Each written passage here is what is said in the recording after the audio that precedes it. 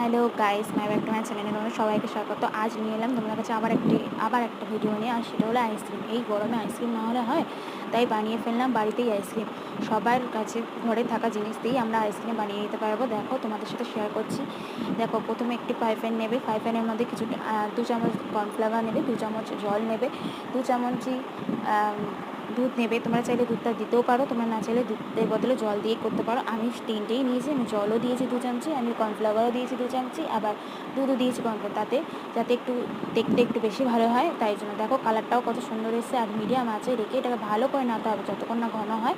আর ঘন হয়ে গেলেই নামিয়ে রেখে কিছুক্ষণ পাখার তলায় রেখে এটাকে হালকা ঠান্ডা করতে দেবো। হালকা গরম থাকার মধ্যেই আমাদের পাত্রে ভরে নিতে হবে। দেখো, এখানে আইসক্রিমের পাত্র নিয়ে নিয়েছি। এবার এক এক করে আমি এগুলোকে ভরে নেব। ভরে নিয়ে তারপর এটাকে ডিপে কিছুক্ষণ জন্য ফ্রাই করার জন্য